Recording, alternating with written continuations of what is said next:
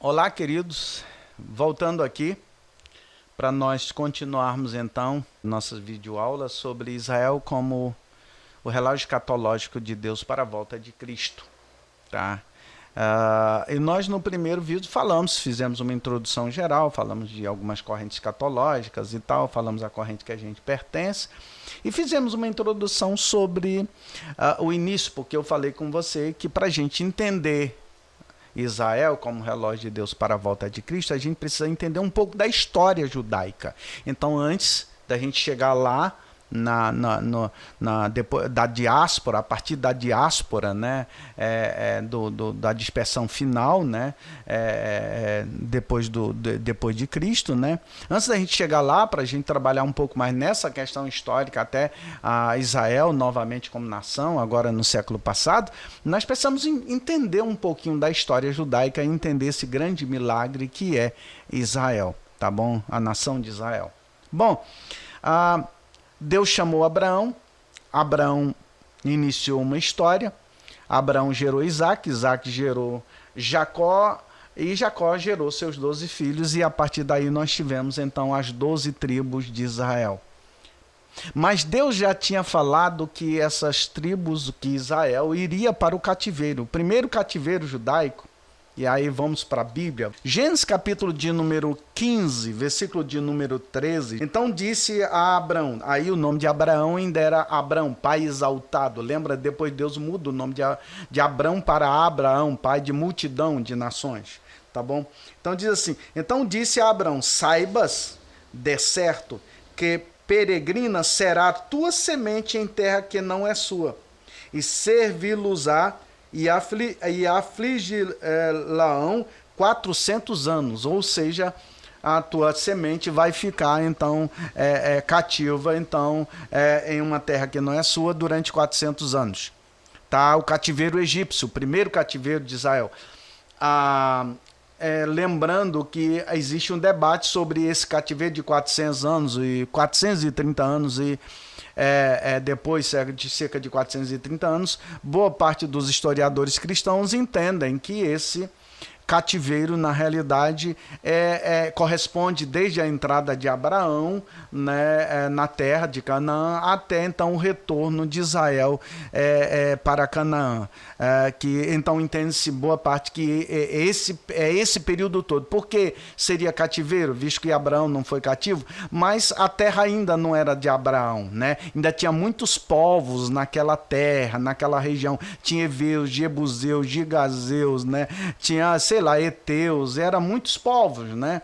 Então, e Abraão conviveu com esses povos. Então, a terra ainda não era dele. Foi prometida a ele a semente dele, mas ainda não era dele. Tá bom? A terra só passou a ser de Israel depois que Israel retorna do Egito e então passa a viver então em Canaã e expulsa os povos da terra, apesar de que nunca expulsaram todos os povos, tá bom? Então por isso que alguns historiadores dizem que esse tempo de 430 anos que fala lá em Êxodo, né, lá nos livros das peregrinações, e também fala no Novo Testamento que o período foi de 430 anos, né? Então veja bem, nós não vamos debater isso porque aí é uma questão de historiadores, a gente não sabe ao certo. O certo é que eles ficaram cativeiros, então, em uma terra que não era deles. Deus não disse que era no Egito, mas então foi no Egito, tá bom? O principal parte do cativeiro. Numa terra que não era deles, aqui em Canaã já não era deles, nessa época não era de Abraão, tá bom? Tinham vários povos ali e Abraão convivia com aqueles povos, tá bom? Agora veja bem, ao mesmo tempo que Deus disse, olha, a sua semente vai servir a esses povos aqui durante 400 anos, Deus já promete também um retorno. Vem o problema, vem a aflição, mas vem também a bênção, tá bom? No próprio livro de Gênesis, capítulo 15, versículos 14 e 16, tá bom? 14 e 16 diz aqui, no mesmo capítulo, versículo 14 e 16. Mas também eu julgarei a gente a qual servirás, e depois sairão com grande fazenda. Não foi isso que aconteceu com Israel? Saíram do Egito com muitos bens, tá bom? E tu irás a teus pais em paz, em boa velhice serás sepultado. Abraão viveu 175 anos. Abraão morreu com 175 anos. Sara faleceu e Abraão ainda casou com Quetura e ainda teve muitos filhos ainda, tá bom? Então, Abraão, essa promessa se cumpriu literalmente na vida de Abraão, essa promessa se cumpriu. Ele viveu muito, né? Em boa velhice, tá? Lembrando que o homem nessa época de Abraão já não vivia o que vivia antes do dilúvio, né? Que viviam, entendeu? 600, 700, 800 e até 900 e poucos anos, tá bom? Então, Deus diz que eles ficariam, serviriam os povos das nações, mas que também Deus então os retiraria de lá com grande fazenda, ou seja, com muitos bens, tá bom? O cumprimento das profecias, né, entendeu? Das profecias acontece então no período do Êxodo, tá bom? No período do Êxodo, do livro de Êxodo, então, até, digamos assim, o período, então, o livro, então, de Josué. Então, nesse período, então, Deus tira o povo do Egito através da liderança de Moisés, tá bom? Deus tira o povo do Egito e aí, então, o povo se estabelece agora novamente, retorna para Canaã. Eles retornam para Canaã. Deus deu a terra a Abraão. Deus prometeu a terra a Abraão. Abraão habitou na terra, seu filho Isaque habitou na terra, seu filho Jacó e seus 12 filhos habitaram na terra, mas depois, por causa da fome, né, que você conhece, Israel foi para o Egito e lá então Israel prosperou e então saiu do Egito sob a liderança de Moisés e entrou então na terra de Canaã e conquistou a terra de Canaã, apesar de não ter cumprido com tudo que Deus havia falado para eles cumprirem, que era, digamos, desarraigar, exterminar todos os povos da terra. Deus não queria que eles se misturassem com o povo da terra. Por que Deus não queria? Porque Deus não queria que a cultura maligna, perniciosa, de idolatria, de culto a deuses estranhos, e de fazer os seus filhos passarem pelo fogo, a deuses como Moloque e outros, né? Deus não queria que esse tipo de coisa, né, influenciasse os judeus, e infelizmente eles não cumpriram com a ordem de Deus, passaram a conviver com alguns povos da terra e aí aconteceu o que aconteceu e devido então a digamos assim, eles se misturarem com a prática daqueles povos, então eles foram então para o cativeiro novamente, tá bom? No livro de Levítico, no capítulo 26 do versículo 27 ao 34, no livro de Deuteronômio, capítulo 28, versículos 1 até o 67, Deus fala com Israel e Deus promete bênçãos a Israel.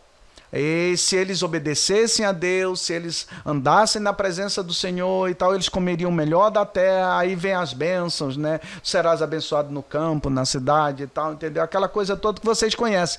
Mas também, se eles desobedecessem a Deus e andassem, digamos assim, conforme as demais nações andavam na idolatria, na prática dos seus crimes, eles também então seriam amaldiçoados. E foi exatamente isso que aconteceu.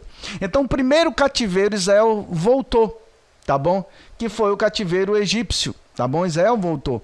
Aí, porque Israel não obedeceu a Deus, o que aconteceu? Vem o segundo cativeiro, tá bom? Que é o chamado cativeiro babilônico, cativeiro babilônico. Lembrando, nós estamos mostrando isso aqui, estamos falando aí um pouco da história judaica, para ver como Deus cumpre com as suas promessas. A aliança de Deus, Deus faz a aliança com Abraão. Na aliança que Deus faz com Abraão é que Abraão então geraria um povo, do qual seriam benditas todas as famílias da terra através da sua semente, ou seja, através do Messias. As alianças de Deus com o homem, ela é sempre unilateral, ou seja, essa aliança parte de Deus. E não parte porque nós somos bons ou merecemos, mas parte por causa da soberana e maravilhosa graça de Deus, que é o favor imerecido para conosco, que a base da sua graça é o amor dele. Aí Deus acha um justo, que no caso aqui de Israel foi Abraão. Deus acha um homem justo, não justo sob o ponto de vista da justiça divina, mas justo sob o ponto de vista até da justiça humana. Um homem que temia a Deus, um homem que amava a Deus, um homem que procurou andar com Deus. Então Deus lhe faz uma promessa, uma aliança com esse homem, tá bom? Que é Abraão. E porque Deus é fiel, ainda que sejamos infiéis, Deus é fiel, então Deus vai sempre cumprir com a sua aliança, com aquela aliança que ele então resolveu, digamos, fazer conosco.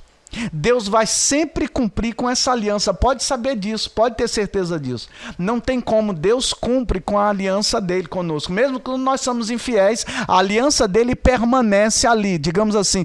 Vamos usar uma palavra assim, permanece um pouco stand-by, não por causa dele, mas por causa de nós. Permanece um pouquinho quietinha, de stand-by. Aí quando nós nos voltamos para ele, nos arrependemos, confessamos os nossos pecados, mudamos a nossa atitude, a aliança de Deus permanece para conosco, porque a aliança dele não é por causa do nosso merecimento, a aliança dele conosco não é porque nós merecemos, mas é por causa da sua graça e do seu grande amor para conosco, que a base dessa graça é o seu grande amor para conosco, tá bom? Então, o povo desobedeceu, e o povo, ao desobedecer, o que aconteceu? Tá bom? Veio o segundo cativeiro. Bom, o segundo cativeiro, lembrando, para a gente entender o segundo cativeiro, a gente tem que entender primeiro a divisão de Israel, do reino. Quando Israel se tornou uma dinastia, se tornou uma monarquia, e depois essa monarquia tem a sua dinastia, né? Mas se tornou uma monarquia na época de Saul. Aí Saul perdeu, a dinastia de Saul se encerrou nele mesmo, né, por causa da desobediência. Aí Deus chama Davi, o homem segundo o coração dele. Aí após Davi vem o seu filho Salomão, após o seu filho Salomão vem Roboão. Na época de Roboão, filho de Salomão, vocês conhecem a história, não vamos entrar aqui na história, estou só dando um panorama geral. Roboão o que fez? Desobedeceu a Deus, em vez de ouvir os anciãos de Israel, o bom conselho dos anciãos, dos mais velhos, ouviu o conselho dos mais jovens. E aí, por causa disso, ele dividiu o reino, tá bom? Roboão conseguiu dividir o reino. 10 tribos ficaram, as chamadas tribos do norte, ficaram para um lado, sob a liderança de Jeroboão, que digamos, se levantou contra Roboão. Na realidade, foi permissão de Deus por causa da desobediência de Roboão, tá bom? Então, 10 tribos ficaram sob a liderança de Jeroboão, tá bom? A capital ficou em Samaria, tá? E ficou, essa parte das 10 tribos ficou sendo chamada de Israel. Aí outras 2 tribos ficaram então com Roboão, com o filho de Salomão e neto de Davi, tá bom? Ficaram com Roboão, que foi a tribo de Judá e a tribo de Benjamim. Essa tribo, por pertencer então à dinastia de Davi, tá bom? Essas 2 tribos, ficou sendo chamada de Judá. Por que Judá? Porque a tribo de Judá era a maior tribo e Davi era então da linhagem, era da tribo de Judá. Então, e o rei de Israel, a dinastia permaneceu então, porque Deus prometeu a Davi que não lhe faltaria, da sua casa não lhe faltaria rei Israel. Lógico, essa promessa já tem a ver com o Messias também, né? Que governará então também. Mas, enquanto Israel permaneceu como dinastia ou como reinado, como monarquia, os governantes da tribo de Judá foram sempre, digamos, da casa de Davi. Ao passo de que o reino do norte, várias vezes, a dinastia várias vezes mudou de mão, né? A guerra entre as famílias, uma matava o rei e tomava a dinastia para si, essas coisas todas. Na tribo de Judá, no reino de Judá e Benjamim ficou sendo chamado de Judá, capital em Jerusalém. Lembrando, o templo estava construído por Salomão, estava em Jerusalém, tá bom? O palácio de Davi estava em Jerusalém, então o governante governava a partir do palácio, da casa construída por Davi, tá bom? E então houve essa divisão, então foram divididos. Isso aconteceu mais ou menos por volta, talvez, entre o ano de 920 a 950, mais ou menos nesse período, né? Existem datas diferentes, não vamos entrar nessa questão de datas, porque não adianta essa questão de datas, tá bom? Mas aconteceu mais ou menos por aí. Aí, 2 reinos. Aí o que aconteceu com esses 2 reinos? A casa de Israel, as 10 tribos, cuja dinastia pertencia, então, não tinha uma família fixa, né, mas várias famílias. A casa de Israel foi, então, para cativa, né, para que eram as 10 tribos, né, para, digamos, o reinado dos assírios, tá bom? Em cerca de 722, tá bom? Salmanasar, né, que era rei do Império Assírio, na época, invadiu Israel, Samaria, entendeu? Cercou a capital, Samaria, o território de Israel, por volta do ano de 722, mais ou menos, datas aproximadas, lembrando, alguém vai dar um data um pouquinho depois, um pouquinho antes, não importa, tá bom? Tá bom? Então ele invadiu e levou, então, cativo as 10 tribos, dominou e os levou para o cativeiro. Nunca mais essas 10 tribos, né, se recuperaram como era antes. Nunca mais as 10 tribos se recuperaram como era antes, tá? Por isso, por exemplo, na época de Cristo, os judeus não se misturavam com os samaritanos. Por que os judeus não se misturavam com os samaritanos? Porque a maneira como os assírios destruíam uma cultura era assim: ele dominava uma província, aí já tinha dominado outra província, outro povo. O que eles faziam? Eles tiravam os homens dessa província daqui, deixavam mulheres, crianças e velhos aqui, levavam para outra província. Lá, os homens casavam com as mulheres daquela província. Da mesma forma, tiravam os homens daquela província, daquele reino onde ele conquistou, e trazia, então, os homens para essa província, para casarem, então, com as mulheres daqui. Tá bom? E isso, havia uma miscigenação dos povos.